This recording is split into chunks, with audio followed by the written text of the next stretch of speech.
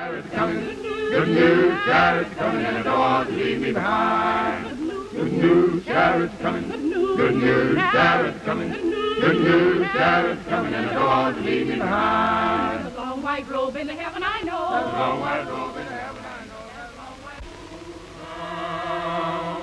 Oh, there, way down in Egypt's land,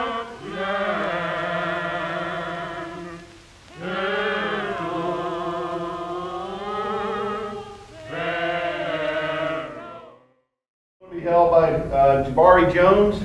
He is here with the Genealogy, History, and Archives Unit at the downtown Fort Worth Public Library. Next month, we have a workshop scheduled for January 5th. It's by Dr. T. Lindsay Baker. It's titled Machine Gun Kelly's Kidnapping of Charles Herschel, the Richest Man in Oklahoma. So it's how you can use crime records to help fill out some of the fabric of the past. Now, I'd be remiss if I didn't say we're fortunate enough to have funding to help run these workshops. We've been supported by the Summer League Foundation of Dallas and the Summerfield G. Roberts Foundation of Dallas. And it's without their financial largesse, we wouldn't be able to do this on a monthly basis. Well, without any further ado, I know you guys want to hear Jabari, so come on, Jabari, do your thing now. Thanks. Thanks, Gene. Yeah, take care. Good morning. Okay, my presentation is actually about the black churches of Fort Worth. Being a person that's not a native of Fort Worth, I wanted to learn a little bit more history about the black churches in Fort Worth. Being a person that attends church on a regular, I wanted to kind of find more history of just some of how the churches began in this area.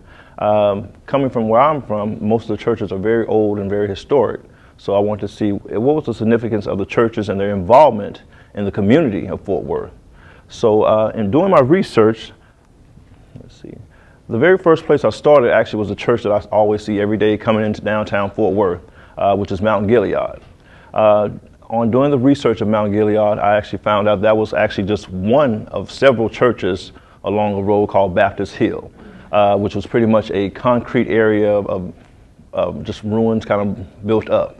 And actually coming from I.M. Terrell and actually making your way going north, it was pretty much Baptist Hill. You had several different churches, different denominations, just piled up on one street pretty much. So it was interesting to see that. Pretty much, and while I have the history of the black church, me growing up, I have a great uncle that's a pastor, several cousins that are pastors, deacons, and so forth. So I feel I can speak about church pretty well. I just didn't get the calling, I guess. But actually researching the history of black church, I'm really kind of person that says, it's really not such a thing as a black church. It's just pretty much a church. Just so happens that most of the members at that particular church are pretty much of African American descent. So it's not really a place that you would just call a black church. So after doing the research on Baptist Hill, I found you actually have several churches, Mount Gilead, Mount Pisgah. All these churches pretty much started on this one area, and then they potentially broke off and went to different places. So it was kind of good to see how these churches just began. On my research of the history of these churches, it's pretty limited information. A lot of the churches did not keep good records. They just pretty much kept some pictures, which were very limited pictures. They may have one or two pictures from the very first time the church opened, a dedication ceremony, or a special visitor. But they do not keep records as far as who were some of the pastors of the church. So they just may have a name or two. If they didn't do something significant in the community, you won't pretty much find too much information on them. So it was kind of hard just trying to do research on, especially in the newspapers, because at that time frame, as being of African American descent, you didn't have a lot of African Americans put into the newspapers, especially the mainstream newspapers. So if you didn't have a black newspaper at the time, you probably wouldn't see too much information about any of the church records, any of the church functions, of any kind of activity. So it was kind of just a huge search for me, especially trying to actually research from different people, especially with the African American churches doing a lot of oral history. So it was hard trying to locate people to get information, especially since most of these churches would start between the 1870s and 1900. So it's kind of hard to try to find any kind of information that was passed along. Also, political, civic, and social houses, most of these churches were. These were the churches that actually got involved with the political movements in Fort Worth. Also, this is where your social and your daily life. You didn't have a lot of activity to do outside of the church. The church actually involved you with everything you did from your day-to-day life, as far as getting involved in any kind of organization, even helping with financial stability as well. So it was kind of a pretty good way of actually getting yourself out into the community. This is also where you got most of your leaders out of the church that actually became involved with the political movement as becoming different state representatives, different senators, different community leaders, council members, and so forth. So this is where you got that from. Economic and educational advancement. Most of our schools, especially for African Americans at that time, were actually coming out of the church, such as like Mount Gilead and Mount Pisgah. They started churches in their basements or in the classrooms of little houses next door. So this was one of the ways that they can actually educate the masses of the African American community. Okay, Allen Chapel is actually the oldest African American church in Fort Worth. It's also the oldest AME church actually in this area. So this was one of the first churches that actually established a community around the church itself. Being that it was organized in 1870, right after the Civil War, this was actually phenomenal actually for Fort Worth and for Texas at the time. So this is actually a building that was designed by a gentleman, William Sidney Pittman, who was actually an early black architect. It's only 4 buildings that are actually standing in the country, and we're allowed to actually have one in Texas. The rest are actually on the East Coast. One is in Atlanta and 2 are in Virginia. The first school that was established for African Americans as a private educational institution was established in Fort Worth at this particular institution. As you see, tuition was 10 cents a day, so that was pretty cheap at that time frame, I guess, or actually pretty high at that time frame, which I wish it could be like that now, but hey, a little bit different. This building was actually designated as a historic site in 1983. It was actually a very phenomenal thing for that church, because it was actually one of the first churches in the area and actually to be designated as a historic site in the Fort Worth Tarrant County area. See a little bit. This is actually the building that was designed for Allen Chapel AME, and this is actually one of the only places in the country where they have a pipe organ that actually still works in the church. It was a 1911 Este pipe organ. It wasn't actually installed until 1923. So you see the big time frame difference, because they actually had to save enough money to actually purchase this organ. As you see the chapel here, I'm not sure if a lot of you are familiar, but this was actually, the outside structure was actually hit a few years ago by lightning. So as of right now, they're not having services there. They're actually having services at another church until they get that repaired. This is actually from the 75-year anniversary planning committee in 1945. And as you see, this is actually an interesting site. Because when I was looking, I kept trying to figure out, well, this doesn't seem like this would be 1945, because as you notice, there's one young lady with an afro and several people in the back. So I said, I think they may have mislabeled this particular picture, so I'm still trying to do research on it, because I don't believe that's 1945, but we'll double check. But they actually had a 75-year planning committee. We do know that because I did speak to one lady that was actually a student at the time, and she was saying how it was actually a week-long event. They had church services pretty much every day, Monday through Sunday of that particular year. And it was actually at 5 o'clock service, and it was pretty much a kind of like a revival style service. They had special guest speakers from around the country, from different Methodist churches, and they only had one particular preacher from a Baptist church. At the time, he was living actually in Louisiana. He became a well-known preacher. I guess the time frame he was in, he became actually an evangelical preacher. He was from the Dallas area eventually. He came to Dallas area eventually.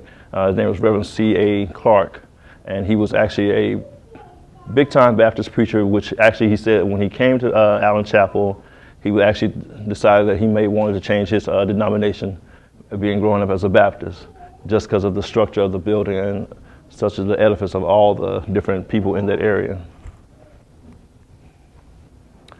Mount Gilead Baptist Church. This is the church that actually kind of sparked my interest in doing the history of different churches in Fort Worth. Every day coming down 30, I'm coming into downtown, I see this huge church, and I was always wondering, like, is this church even still being used, or is it just there? So it was kind of interesting to, once I got a chance to walk to the church and actually see it from the outside and actually kind of just get a little tour of the inside of the church. It was pretty amazing to me just to see it. And I guess just seeing the history of it and seeing the people that were involved with the church. It was established in 1875. It was part of the Fort Worth area known as the Baptist Hill. It was pretty much actually the first church when you came along Baptist Hill. So it was just pretty much a church that just stood out. It was different. It was actually been three different structures beforehand. It was actually designed by some noted architects, Saguenay and Stats. But once doing a little bit more research, actually I found out it was actually an architect, another early African American architect, that William Ray Logan, that actually was the architect and the drawing designer behind this church. I think it's only one or two of his churches that are actually still in existence as well. And as you notice, most of the architects at that time frame were actually designing, if they were African American descent, were designing churches. They really couldn't design too many other things as far as buildings or major houses or anything like that for other people at that time, because especially if no one actually had that kind of funding, such as other African Americans. The only other person at that time that had that kind of funding to actually build something like that was actually an entrepreneur, and she was in New York, and she actually had three of the major black architects at that time that built it, and they all built churches though. That was their whole thing. So if you ever get a chance to look at, and it was Madam C.J. Walker, you look at her house, it looks like a church. So let's see. And this is also one of the only few black churches that is actually still downtown, because at that part of the community, that was pretty much the black community of that area. Okay, this is Mount Gilead. These are the different stages of the church. As you see it in the 1880s, 1913, then at last the final location, which is this one here. It's kind of graded, but this is another better picture of it, and the picture being built in 1913.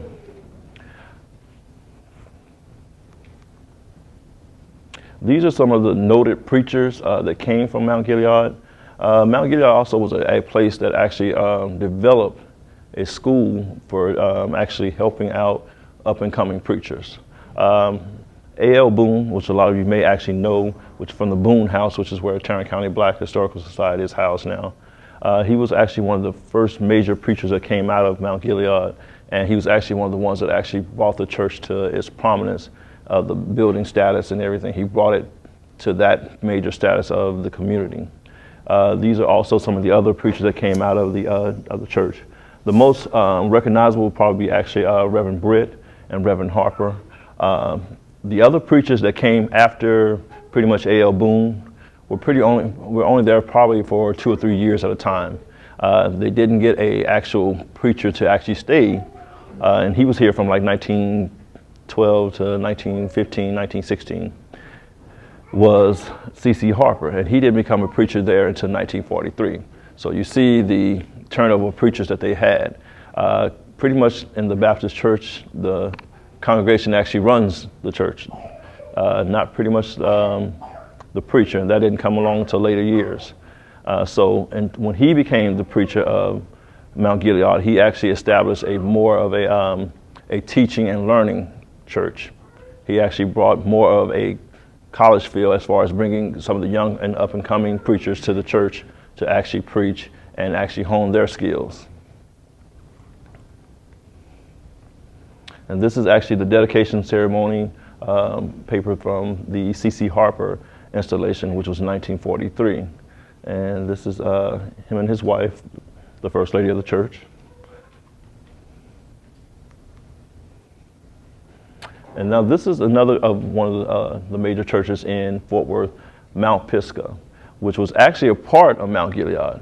As you know, most churches develop out of a nice way of saying it, they didn't get along. Someone at the beginning of the head of the church didn't like somehow some of the things were ran, so decided, well, you know what, I'll break away and start my own church. So this is how Mount Pisgah actually started. They both were actually at the old Baptist church, Mount Gilead was known as at first, the first old Baptist church. They broke away, Mount Gilead, and then Mount Pisgah became along. Mount Pisgah is actually known as a silk stocking church. At that time, a silk stocking church was pretty much an affluent church in the black community. Most of the people in this particular church had a little money or a little name behind them. They were probably involved with some way of involvement in politics or had their own business. So this was how the name of the silk stocking church came about. Samuel Robert Prince, who was one of the first preachers at this particular church, Mount Pisgah, he was also one of the founding members of the church. He came along and actually helped do a departmentalized education system there, as far as making sure that preachers that came through stopped there and actually get a week-long learning service. And if you see, they were kind of similar as far as the style of teaching at Mount Gilead and Mount Pisgah, because he did the same thing that Mount Gilead did as far as doing a central education system, learning how to teach preachers how to be preachers. Nehemiah Davis, who's actually still the pastor of Mount Pisgah, he's actually pretty involved with the community. He's actually over the NAACP branch here in Fort Worth. The reason why I have just both their names on here, these are the two longest preachers at that particular church. Reverend Davis, I think, has the second longest tenure of the church, which is probably 43 years. So this is a pretty historic church as well. It became one in 1999 underneath the leadership of Nehemiah Davis. So if you get a chance to go by there, definitely go by there. And I'll give you a few pictures of it. This is actually Mount Pisgah, which is actually on, I think, 15th and Crumpet was actually located, but then I think it actually moved down on Evans Street further, looks like further south, if I'm not mistaken. St. Andrew's United Methodist Church, which actually was one of the few Methodist churches in the Fort Worth area. This church actually was known as just Methodist Church, Methodist Episcopal, and then in 1939 it became St. Andrew's Methodist Church. This was actually a church that was very involved in the political scene of Fort Worth, as they were actually very big in pushing Dr. Gwynn when he was running for city council.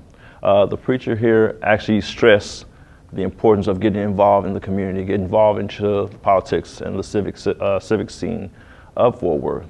That was one of their main things, which was Reverend L.L. Haynes. He was probably the most outspoken preacher they had. He was very, I guess at that time there was newspaper articles saying that he was pretty much an agitator of causing things in the community, which in this day and age he probably would be very mild and very tame. But he was big in pushing for African Americans to go vote, and that was one of the biggest things that they had. In the Methodist and Baptist and different denominations and COGIC, which is Church of God in Christ, they had different philosophies on dealing with the community as a whole.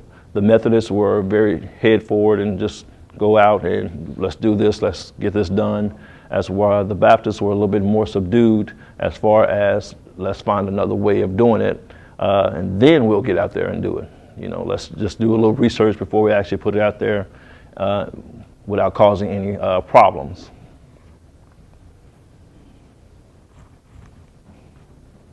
This is Morning Chapel Colored Methodist Episcopal Church. The name is now changed to Morning Chapel Christian Methodist Episcopal Church.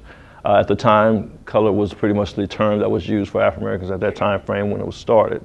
So in the later years, in 1972, the name became Christian Methodist. This is probably one of the only images that I found of that church. Didn't find a lot of material or information as far as the history or even inside pictures, because I couldn't actually get into the church. So I was trying to look at I just kind of pretty much walked around the church itself and kind of saw the different structure of the church. To be so old, the church is actually still in very, very good shape. The windows are like stained, and it's pretty much a magnificent sight to see.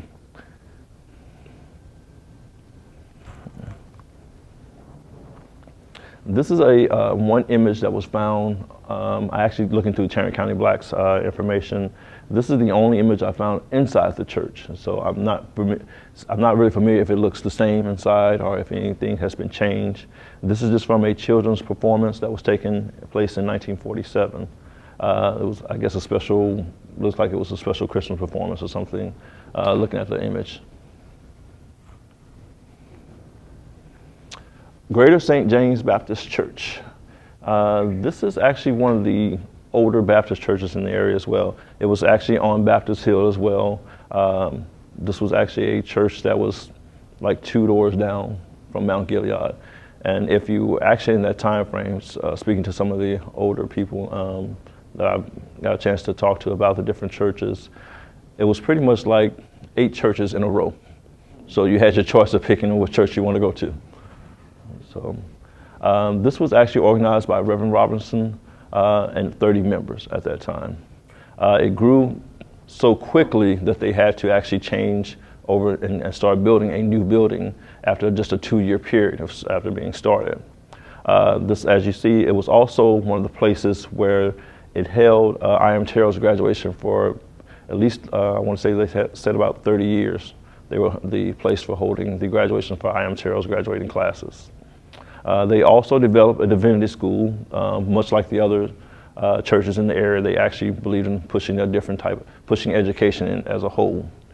So they actually had a divinity school that actually ran for about 20 years. And after that, it actually just went on to be affiliated with the Bright School at TCU. Baker Chapel AME. I'm very familiar with Baker Chapel. This is actually the church that I attend. Baker Chapel is actually an older church, it's actually still in the community where we always been. It's not too far from our Chamblee branch library. Baker Chapel is one of the churches that actually pushes a lot of community outreach ever since its inception and being a church on faith and mostly on community involvement. I'm not sure how many of you actually heard of Baker Funeral Home. This is actually the father, Reverend Henry Baker, of the gentleman James Baker that started the funeral home. He actually started several AME churches in the Texas area. When he came to the Fort Worth area, he actually started a church in Irving and a church in Grand Prairie. And then he actually established the church in Fort Worth. He saw a need for the community involvement in that particular area. So he stressed the importance of making sure that the church was involved in everything that was going on around in that community. They were one of the first African American churches actually to push education of health and dealing with drug education as well. During the, I think, 70s and 80s, they were having a huge influx of drugs in that particular community. So they were trying to actually get more involved and find preventive methods and working with that community, trying to make sure that they can actually be involved without, with getting them off of drugs and so forth. They were also very instrumental in when the AIDS epidemic came out in trying to actually inform and educate the community of what was going on with that particular disease. So they were always actually, I guess to me, in the forefront of trying to be educators in the community. These are some of the images. The Ferguson family is actually very instrumental with this particular church. They were always been members of the particular church, the family from years. If you're familiar with Baker Chapel, they had a parsonage that was actually right across from the church. The Ferguson family actually donated their house to the church to actually have as a place for different meetings, different little rentals as far as the church can have different social activities as well. and they actually became, very prominent in raising up in the church. As you see, Mrs. Ferguson actually became Mother of the Year for the church, which I can easily see how. And this is just a different program from their different musicals. They still have a musical every year, which they've been doing for the past 25, 30 years. This is Reverend Henry Baker, the founder of the church.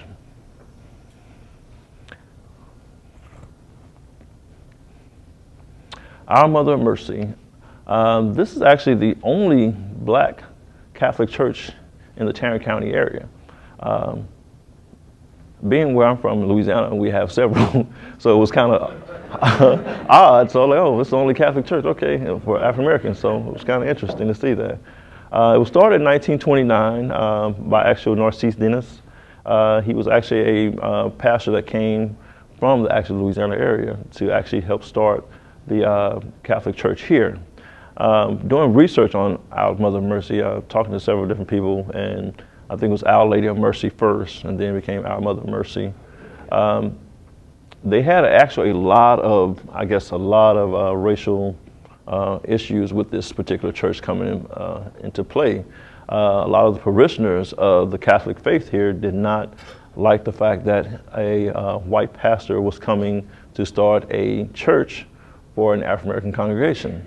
When he started, it was only about 20 members, and it actually grew into about 150.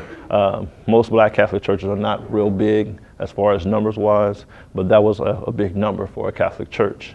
Father Dennis actually, pretty much built most of the structure himself with some help from some of the members in the community, but mostly by himself. He was actually able to start the school, start a convent. He also actually branched out to the Lake Como area, where he actually started a little bit more like a little nunnery and another convent as well. And it was interesting to see that this was actually a church that actually pushed education even more so. They actually started the Our Mother of Mercy School, which actually they did within a year's period from when the church opened. The church opened in January of 1929. By the fall semester of 1929, they had already had a school developed as far as getting a Catholic education. If anyone's familiar with Catholic schools, they have a very, very strong educational background. So it was good to see that he actually brought that to the community here. Our Mother of Mercy School is still actually going on strong today as well. Still in the same location. Pretty much nothing has changed that much, seems like, from that school as far as the structure of the building and also with the school itself. Okay, these are two other older African American churches. These are two churches that I'm still trying to do a lot of extensive research on, because St. Paul AME is another church that actually came around the same time frame as Baker Chapel, and couldn't find a lot of detailed information as far as the history of the church. As I stated before, a lot of the churches did not keep good records, did not keep a lot of the history of the churches. So this is just a small program. Well, actually not that small, it was actually a pretty big program for the bulletin for the church. And it was actually they were big at, looks like, pushing different businesses, because the publication, pretty much the first page was just about the church. The rest of it was pretty much soliciting different, actually giving you information about different doctors, African American doctors, different businesses, different educational institutions as well. So it seemed like it was pretty big as far as pushing stuff in the community. They even had ads that were from places like Terrell, Waco, even Dallas at the time. Mount Zion Baptist Church is actually, the church is actually located right directly across from Our Mother of Mercy. So it was interesting to see that they had a Catholic church and a Baptist church right across the street from each other. So it was kind of interesting to me to see that. You didn't see that much of that in other areas. But Mount Zion is still a church that is still active in the community, but I'm still trying to find information as far as doing research and history of the church. This is Reverend Hegman. He was actually a preacher for Antioch Missionary Baptist Church. Fort Worth actually had a publication in 1957 that listed most of the African American churches in the area. After a count, in 1957, it was a total of 102 churches in Fort Worth of African American churches, which I thought was actually a lot of churches. So either there was a lot of people that were doing things wrong, or it was just a need for more churches. So it was interesting to see that. But he was actually one of the preachers at Antioch Missionary Baptist Church, and he was the longest running preacher at that particular church. At this time, this is showing when he retired. As you can see, he was there for many, many, many years. I think he was there for 53 years, which I thought was pretty much, I don't know, I don't think I want to ever work that long, but but it was interesting to see him do that. But he was actually involved with the National Baptist Convention coming to Fort Worth in '71. He was instrumental in some of the other big Baptist conventions, Southern Baptist Association. At the time, Southern Baptist Association didn't have that many African American churches in it, but he was actually one of the early churches that actually got involved with that particular association. So it was kind of just interesting, and I thought this would be an interesting article to add into the whole history of most black churches. The last one in which I have is community involvement. Most of the churches I talk to are very community involved, and most African American churches are very involved in the community. Knowing myself alone, the churches I attend, you pretty much get involved to actually learn a little bit more about the church, but they actually want you to do more outreach in the community. This was an article actually talking about black churches' urge to widen social roles. A lot of times in the early 50s and 40s and 30s, most of the churches were very involved in the community. In the later years, it became a place for pretty much just meeting for church, and that was it.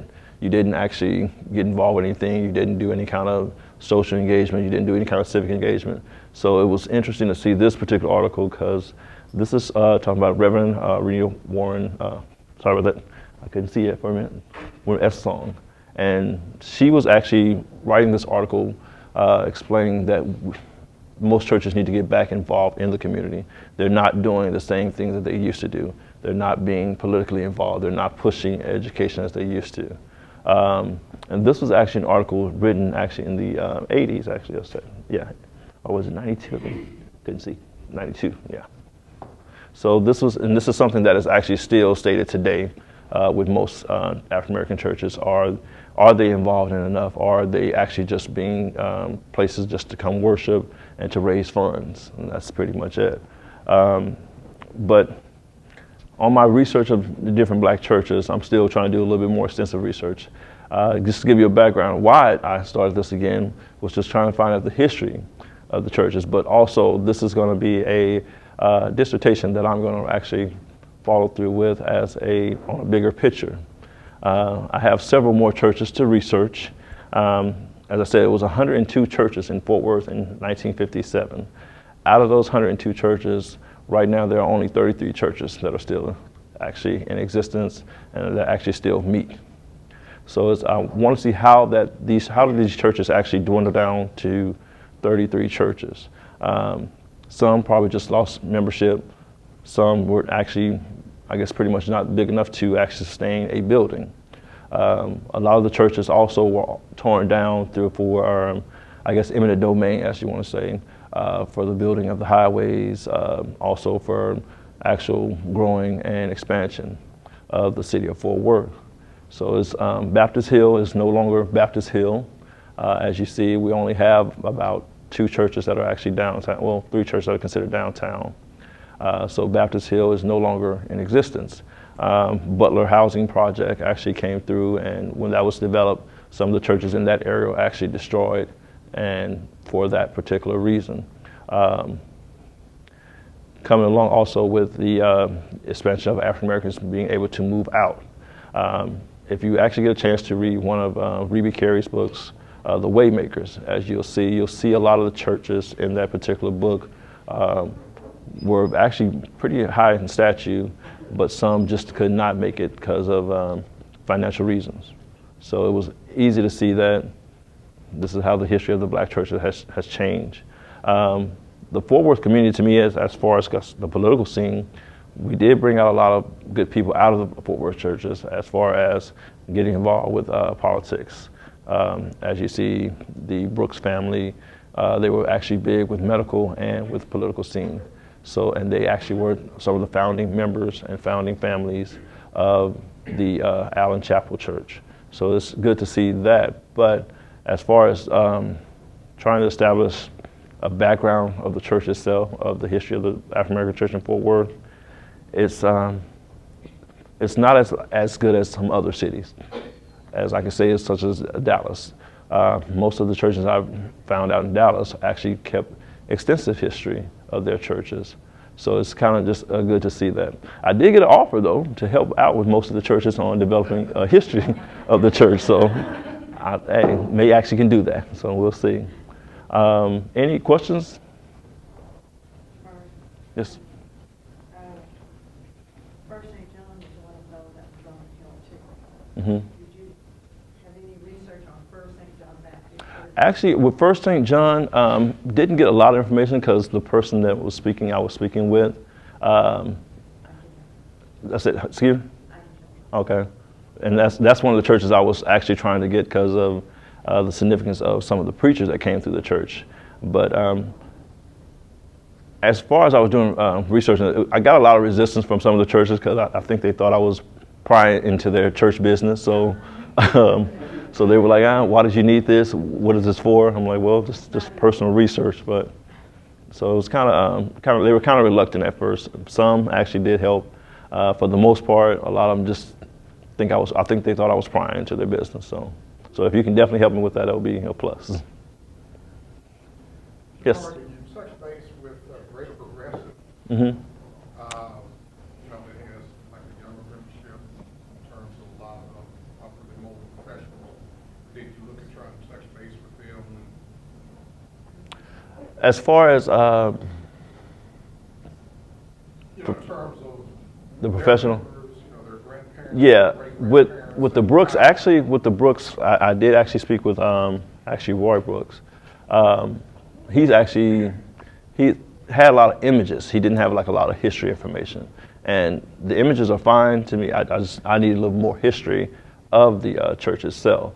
One of the few churches that actually offered as much information as possible, and it may have been biased because I'm a member of the church, but it was Baker Chapel. They actually, they love to actually give you information about the church. They're pretty much well documented from the beginning of the church to now. They have tons of images, tons of just literature of people that have visited the church. And one other church I did speak with, but they just didn't have the time to actually give me the information that I needed, was Community Christian Church, which is actually one of the members of the Tarrant County Black Historical Society. Sarah Walker was able to actually give me a lot of information as far as contacting those people.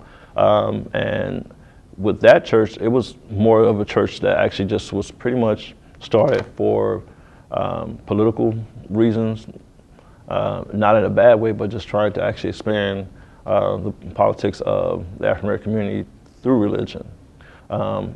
She gave me an image that I actually couldn't get a copy of it actually in time when they actually had Ralph Bunche come down to actually speak, and this was in the 1950s.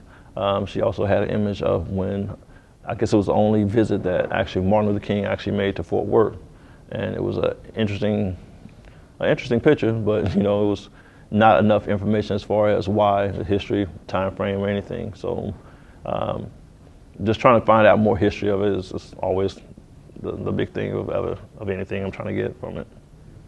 Yeah, I think Community Christian Church was the founding church for that Minority Leaders and Citizens Council meeting. It still goes on. It still goes on today, and it was and that's what I say, it was very politically involved. So it was probably one of the younger churches compared to all the churches that I actually researched. These were the churches that I was actually focused on because of their historical significance of Fort Worth and their location in Fort Worth. Community Christians actually not too far from downtown, but these were churches, Mount Pisgah, Mount Gilead, were all in downtown at one time. It was pretty much, the Baptist Hill area started pretty much from where the current train station is, as far as the TRE, and it went all the way down. But as far as getting research or information of the places that were actually located there. It's kind of difficult to do when you don't have some of the information that's not listed in the city directories, and not because they weren't just prominent churches or anything, but some were just didn't have anything to really put in there as far as a location. Several of these churches moved around until they actually got to a permanent location. For instance, Mount Gilead, its present day location wasn't actually there when it came along, so it moved around about 4 or 5 times before it actually got to that location. So, and just being that most of these churches were started in people's backyards or people's homes, so it just kind of migrated to big, huge conglomerate churches. So, I came in a little bit late, so I might have missed it. Did you cover Greater St. James? no, actually I didn't, and that's one of the churches that told me no. To be honest with you. They actually have like a little mini museum. Oh, okay. So they may thought I was trying to actually infringe on their territory. So, but they actually told me no, that's okay. I'm like, okay, well, sorry. So, any other Do questions? you know where the Allen AME Church started and what the location is of the building that you showed in the picture? The Allen AME Church actually started, the present location now, it was actually just a block over from where it was at before. What they did was they actually just tore down the older building that they had and actually began building the newer building. Where is it? The newer building is actually, I can't remember the street actually. Let me see. I think I want to say it's on Grove Street, I believe. Is it? I think it's Grove Street, but I have to look it up for sure. But it just moved over, pretty much a block over. I have to look that up, and I can let you know. If you want to come to the genealogy section, I can definitely let you know then. Okay. Do you think there's a correlation between the civil rights movement and integration and the decline of African American churches? Yeah, I do. Me personally, I do. When the civil rights movement came along, they were actually, the churches were the meeting places and the meeting spots for these civil rights movements, and actually getting the leaders out of these movements. As civil rights ended and integration came along, it pretty much, most of the churches actually just pretty much went other areas, spread out. The congregations end up splitting in half, and you have all these other churches coming up. For example, you have like, I think in Dallas they have these mega churches, which, you know, you have 10,000 members. So the smaller African American churches didn't have anything to compete with that. And being in Fort Worth, most of the churches here were actually smaller churches. So you have people now, and also like with, I guess, the highway system and so forth, you have people leaving Fort Worth going to some of these mega churches in Dallas or in other areas like South Lake somewhere. So it's just interesting to see how it kind of brought down a lot of the churches. Also, you don't have the same type of leaders that are coming out of the churches now as well.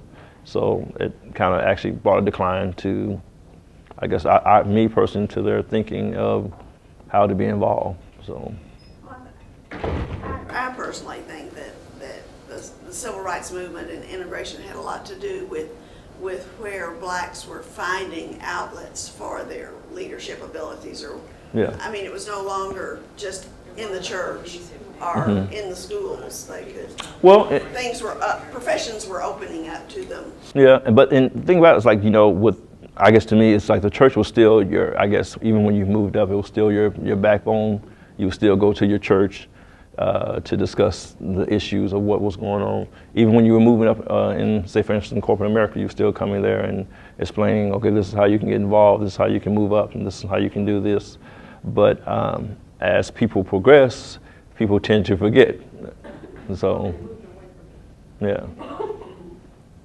So it's just, I guess it's just different, different outlooks, and what, I guess, how you see it, it actually affected the community. Just talking to different people, you may have a whole different outlook, because speaking to one of the little ladies I always speak to on a recent basis now, Miss Crenshaw, she's has a very lively discussion about I guess, community involvement and how community has changed drastically. So it's an interesting outlook. I would love to have her here, and actually, she'll probably give you a whole another different scenario. So,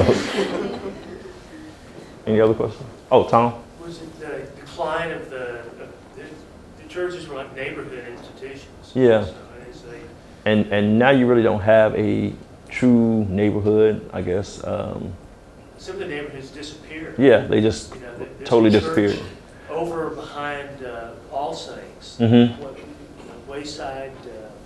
And I think they had a church, Wayside Baptist Church, that was over there. Baptist church. The building is still there. There, yeah. But the neighborhood, that was Tresvant, right? Tresvant Hill. It's just gone. Yeah. The neighborhood's gone. And that was another area that I was trying to, because I heard the word Tresvant Hill, but no one could give me any detailed information what Tresvant was. It lingered on. It was still there in the late 70s, I think. There were still traces of it. Yeah. Minister of that church. And that happened, that was a real factor in the decline of all this. Over 100 churches is urban renewal and Yeah. freeways. So those neighborhoods just And as far as doing research, it didn't only affect African American churches, also predominantly white churches as well. It affected pretty much everything with renewal of areas, with the so-called development of certain areas. You had churches of all faith and denominations that were pretty much just destroyed. The concentration of Yeah. huge churches. So it was just interesting. Yes, sir. Did you, I know in Dallas, over near the Dallas area especially, and in the 1920s in downtown Fort Worth, you had a mega church in the Baptist church that was here in downtown. Were there any black mega churches in the area? Only mega church that you actually probably consider a mega church in that time frame would be Mount Gilead and Mount Pisgah and pretty much Allen Chapel, because those were the three major churches. Pretty much everyone went to those churches. The other churches pretty much developed out of those churches. You pretty much had people from the congregation actually that's, as I said before, didn't like how things were ran particularly. So they said, you know what, well, I'll start my own church. And that's how and that's probably another reason why you had so many churches in like the 1957 directory. You had a lot of storefront churches, as they would call, where people just find a building and have a congregation and may have only 50 or 30 members, and that was it. But, that would probably be the only churches in Fort Worth at the time, which they're actually still pretty big churches compared to some other areas. But unlike, I guess, the Dallas area, they have so many people coming in and so many people that actually focus on those particular churches. A lot of these churches in Fort Worth and Dallas are actually like sister churches. Say, for instance, Allen Chapel. They're actually sister church with a church in Dallas, St. Paul AME. So you have, I guess, an influx of people coming back and forth to the churches. It's just that the social progression and the development of the churches pretty much came to a standstill with the development of these other new churches. I guess like they have the Potter's House. They have a church, I think the Antioch Church in Dallas, which is a lot of non-denominational churches. So you start having people saying they don't really need to be affiliated with a denomination. So I'll just go to a church that just says non-denomination, which kind of to me feels strange because after a while you become a non-denomination church. I'm gonna go there. So I don't know. It's just a different outlook, I guess. So let's see. Jabari, did you get a chance to mention? I think 5 of those churches are on the National Register of Historic Places. Allen Chapel, Mount Pisgah, Mount Gilead, Baker Chapel, and Morning Chapel, CME, are all actually on historical register. So Fort Worth has a great historic past. It's just trying to get the actual information of how the churches began and why the churches are there. It's just that, I got information, well, this is the church, it was developed by this person, and this is the person that built it, but that's it. I didn't get information of some of the prominent preachers, how they were involved with the community, what were they doing, how did they branch off, why they left. Because actually, with one of the churches, I spoke with a young lady, she didn't want to actually say why one of the preachers left, Well, why did he leave? Well, he just had to leave. I'm like, oh, okay. So I said, okay. Well, okay. Well, that's interesting. Was it a reason, you know? So it was kind of different, but so let's see. Yes, sir. Oh. What's the oldest building? The oldest one actually is Mount Gilead, actually, because Allen Chapel was started because it was organized, but it didn't actually. The church itself wasn't built until probably actually 3 years after Mount Gilead. So that was the interesting part. So I guess pretty much the organization of the church was just pretty much the members, and then basically they built up once they got the funding and Organized. yeah. Long before they were able to build. Yeah. And I mean, and truthfully, they could have been organized before 1870, but 1870 was just the first, Allen Chapel was the first one to actually show development and show that they were actually a church. So that was the only interesting part about that. And that was actually all through oral history. So unless someone else could actually come out and say it beforehand, or we actually started before them, then you really wouldn't know. Yes, sir. You were trying to find the address for the Allen Church? Yeah. Which one? Elm Street. Oh, Elm Street. Okay. Okay. Thanks, Renee. Any other questions? Well, I thank y'all for listening. Once I get...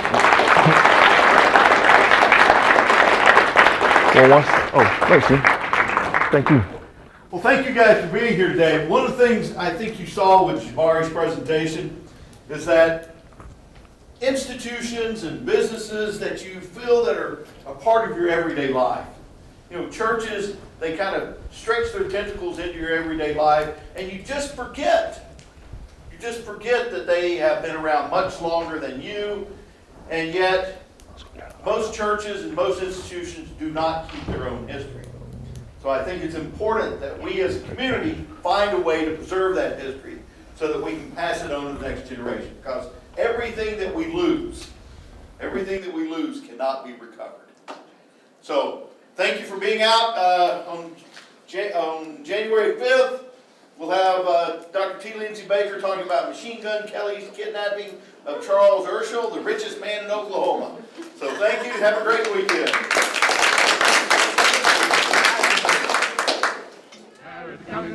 Good news, Jared's coming, and don't leave me behind. Good news, Jared's coming. Good news, Jared's coming.